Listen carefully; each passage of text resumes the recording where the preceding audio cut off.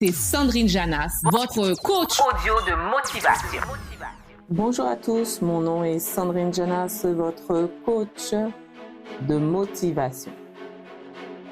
Et si je vous invitais aujourd'hui à découvrir vos différentes facettes des croyances. Donc les croyances et nous, elles sont en nous. Elles nous influencent dans notre manière de penser, nos actions, nos relations avec les autres. Ce que je vous propose dans cet épisode, c'est de vous offrir une perspective enrichissante sur le pouvoir des idées et des convictions. Donc d'avoir une posture d'ouverture, de découverte face à ces croyances et nous, et de nous permettre de voyager ensemble vers un voyage fascinant qui va nous permettre d'être à la rencontre de nos croyances qui des fois nous unissent et des fois nous distinguent.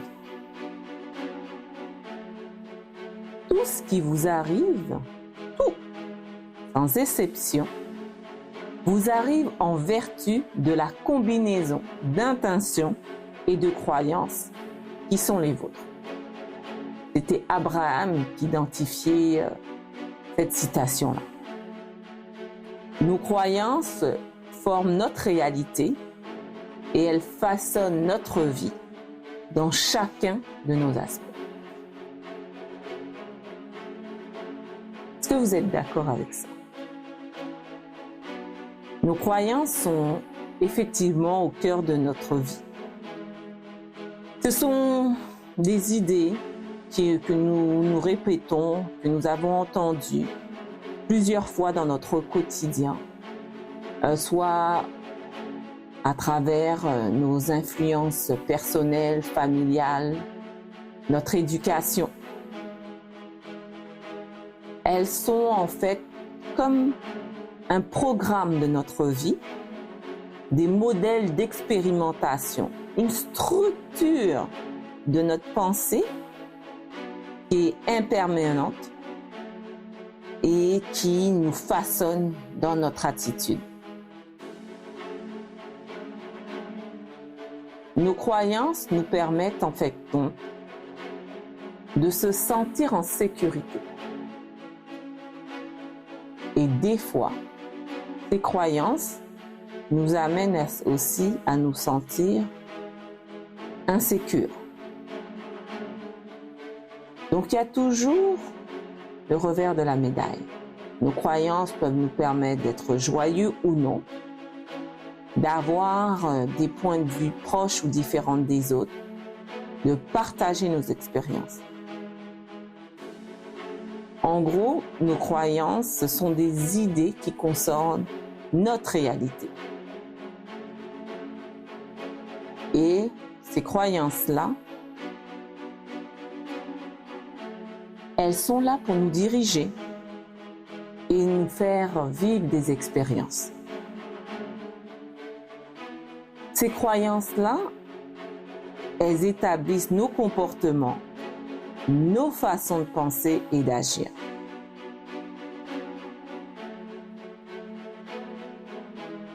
Certaines de ces croyances vont être favorables à notre épanouissement. Exemple, si moi je crois que la vie est bonne, que la vie est belle, ma façon d'être va être dans ce sens-là, dans le positif, parce que cette croyance-là est en moi et je suis convaincue que la vie est bonne et que la vie va être de mon côté. Par contre, si je crois que le monde qui est autour de moi est mauvais et que ça ne joue pas en ma faveur, je vais voir chaque difficulté, chaque situation comme problématique. Et ces croyances-là ont été développées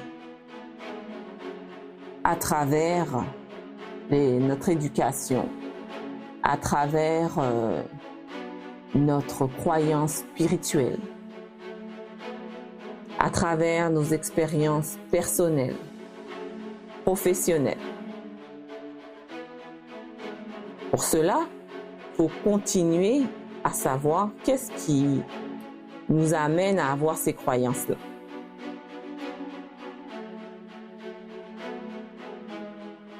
L'impact de ces croyances, c'est beaucoup en lien avec notre comportement, comme je viens de mentionner, et surtout dans les prises de décision. Nos croyances vont influencer directement nos actions et nos choix quotidiens. Vont aussi affecter nos interrelations avec les autres. Notre attitude à renforcer soit des liens sociaux ou avoir des attitudes de divergence qui va amener des conflits. Les croyances qu'on a, elles sont filtrées et interprétées selon les informations que nous recevons. Elles peuvent amener à percevoir le même événement de manière différente d'une personne à une autre parce qu'on a des croyances différentes. C'est pour ça qu'il est important d'identifier vos croyances et d'être à l'écoute de notre système, je dirais, de guidance émotionnelle. Quand je parle d'identifier nos croyances, c'est le premier pas que je vous conseillerais pour connaître vos croyances. C'est celles qui vous sont favorables et celles qui vous limitent. Comme on apprend souvent par contraste, chaque expérience peut devenir notre enseignement. Donc, de regarder par vos expériences vécues que vous avez aimé et ce que nous vivons ou non de ce que vous n'avez pas aimé. Qui va vous permettre de savoir si dans cette expérience-là, vous avez eu une croyance que vous avez mise en avant pour vous permettre de vous sentir bien, et dans une autre expérience, de mettre une croyance limitante qui vous a fait sentir mal.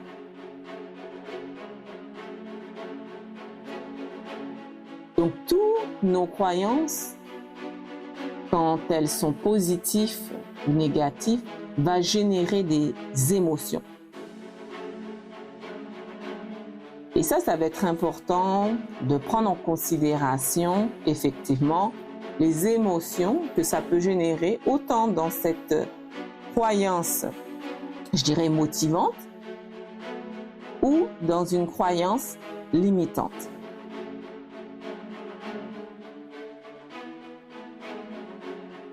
Lorsqu'on parle de croyances, je vais vous donner des exemples, peut-être que ça va vous interpeller. Pour vous aider à faire cet exercice-là, c'est une liste de croyances courantes qui peuvent nous entraver. Souvent, j'ai entendu de mes clients en tant que coach ce genre d'affirmation, de conviction, parce qu'une croyance, c'est une affirmation, une conviction. La vie est difficile, il faut se battre pour réussir. Donc, lorsque mon client me nomme ça, pour lui, il verra la vie comme difficile et qu'il aura souvent un sentiment de se battre pour réussir. Et que s'il ne se bat pas, il constate qu'il ne va pas réussir parce qu'il est convaincu que la vie est difficile et qu'il faut se battre. D'autres personnes me disent: le mal existe, et je dois me défendre, me protéger. Donc, cette personne-là voit autour d'elle que le mal et elle se met dans son comportement en mode défense et protection. D'autres vont jouer plus sur leur façon d'être, me dire mais ça fonctionne pas comme ça, Sandrine, parce que moi je suis trop sensible. C'est pour ça que je souffre. Donc la personne va s'identifier comme une personne sensible et que cette sensibilité est nuisible pour elle et qu'elle souffre. Donc elle est convaincue, donc elle crée cette croyance-là en disant je suis sensible, c'est pourquoi je souffre, ou je suis de santé fragile, c'est pour ça que je suis souvent malade. Donc, tous ces éléments qui amènent une croyance, une conviction, je dirais, pessimiste, vont créer effectivement un état d'esprit dans le sens de vos pensées. Pour se dégager de ces croyances limitantes, c'est libérer en fait compte tous ces éléments-là en les identifiant. La prise de conscience de vos croyances limitantes est un premier pas. Par la suite, c'est de remplacer vos croyances limitantes par des croyances positives. Et des fois, ça va prendre du temps parce qu'on est tellement convaincu de cette phrase-là que de trouver une phrase plus optimiste va être très dur. Donc, si je suis convaincue que ma sensibilité, elle est présente et que c'est pour ça que je souffre, faire un switch de dire je suis effectivement trop sensible. Ce que j'encouragerais à la personne quand je fais ce travail-là, c'est d'enlever le trop. Je suis sensible, effectivement, et cette sensibilité me permet d'être plus bienveillante auprès d'autrui. Donc ma sensibilité me permet d'avoir une habileté plus accrue au niveau de la bienveillance. Donc de mettre cette sensibilité comme un impact, un avantage, au lieu de le mettre comme un élément nuisible. Donc, de passer « je suis trop sensible, c'est pour ça que je souffre » à « je suis sensible » et ça me permet d'être plus bienveillante avec moi-même et les autres. En se disant régulièrement cet élément-là, vous allez voir l'impact que ça va avoir sur vous, mais aussi sur les autres. Donc, quand on parle de croyances limitantes, c'est prendre le temps de faire cette auto-réflexion sur ces croyances-là et d'avoir cette ouverture d'esprit, de changer votre perspective et d'accepter que votre croyance va être modifiée, évoluer. Vous pouvez le faire toute seule ou vous pouvez être accompagné. Ce qui va être important, c'est de choisir des croyances qui vous importunent le plus. Donc là, j'ai choisi une, mais je vous en dirais d'en choisir 2, 3, pas plus, et vraiment d'y aller graduellement. Alterner entre vos croyances, je dirais, personnelles, professionnelles. Donc, si vous pouvez avoir une croyance personnelle que vous identifiez comme limitante et une croyance professionnelle ou culturelle.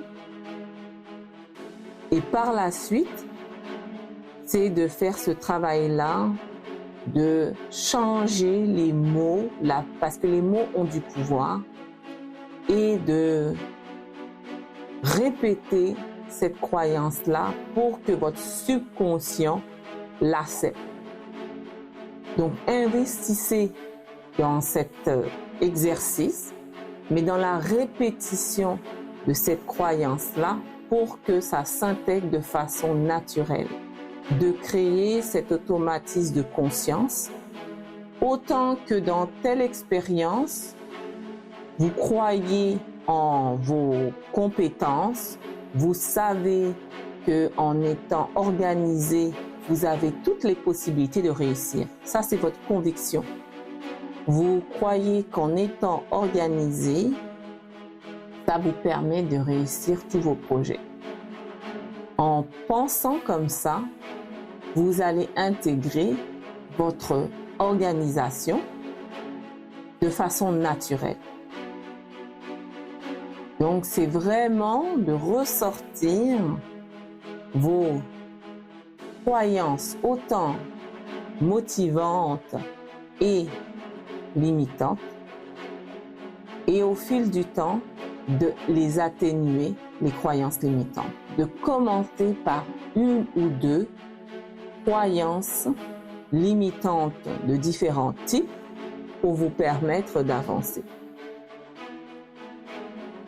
Donc, c'est comme un engagement que vous prenez avec vous-même pour vous permettre d'avancer.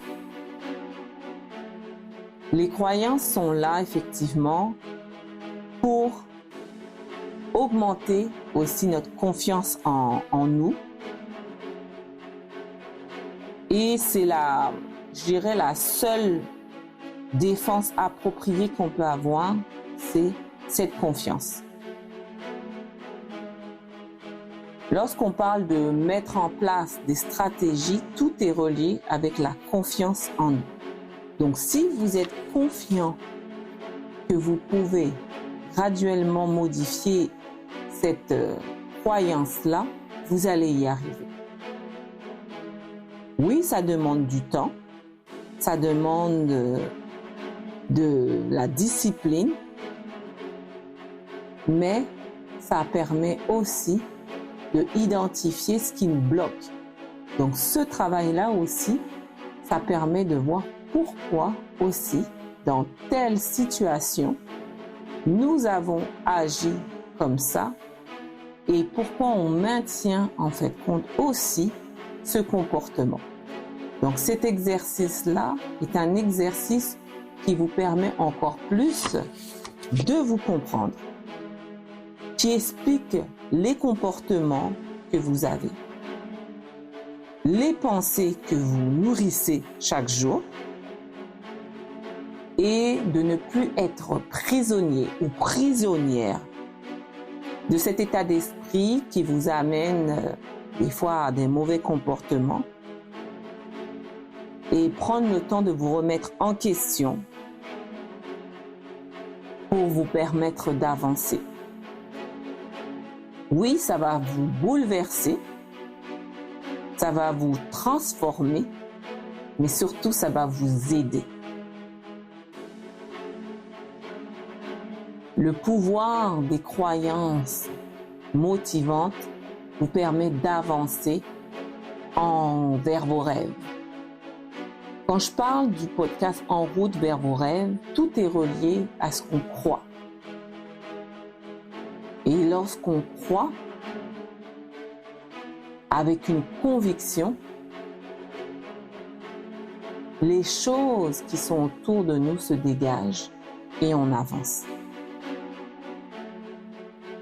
Les croyances nous font grandir, les croyances nous font réfléchir, les croyances nous font nous épanouir, les croyances nous font nous découvrir pour aller vers soi et les autres.